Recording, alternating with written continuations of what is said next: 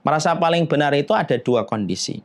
Kalau kita merasa paling benar, lalu merendahkan dan menafikan kebenaran-kebenaran yang ada pada pendapat-pendapat yang tidak kita pilih, lalu kita salahkan mutlak batil semua pendapat itu, kita rendahkan siapapun yang mengambil pendapat itu, ini sikap merasa paling benar yang salah.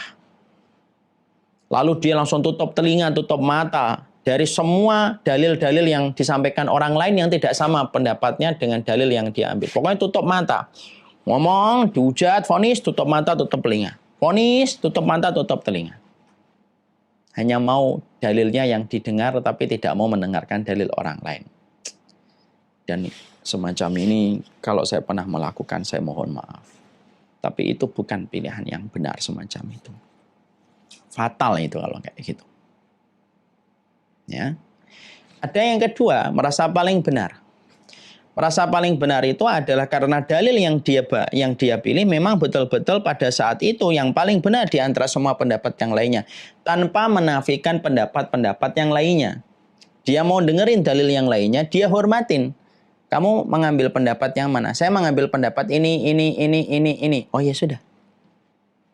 Saya tidak mengambil pendapat itu.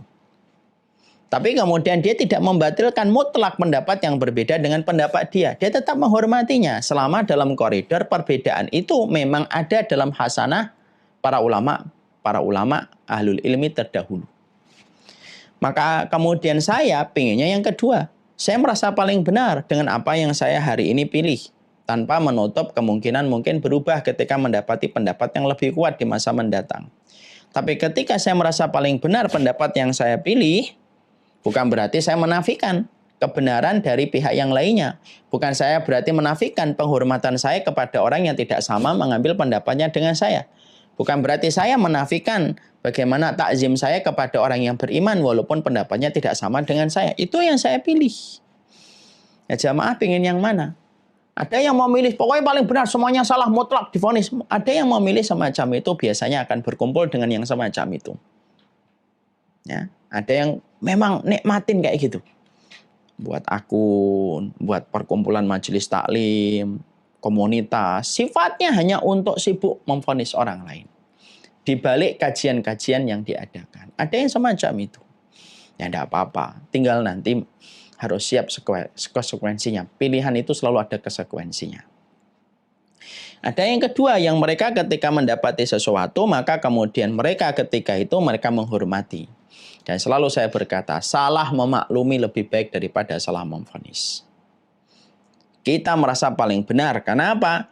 Karena kalau kita tidak merasa paling benar, bagaimana kita bisa memperoleh keyakinan? Karena keyakinan itu modal kita untuk beramal. Ini pendapat yang saya pilih paling benar. Dengan itulah lahir yakin, yakin itu beramal. Supaya ikhlas dan diterima oleh Allah. Ya, tapi ketika saya merasa paling benar, saya tidak nafikan pendapat-pendapat yang lainnya.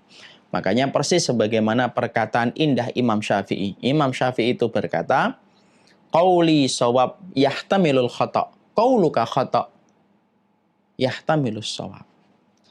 Perkataan saya bisa jadi benar, perkataan saya benar, tapi perkataan kamu bisa jadi qauli shawab yahtamilul khata'. Perkataan saya benar, tapi bisa jadi ada salahnya. Perkataan kamu menurut saya itu salah, tapi bisa jadi ada benarnya.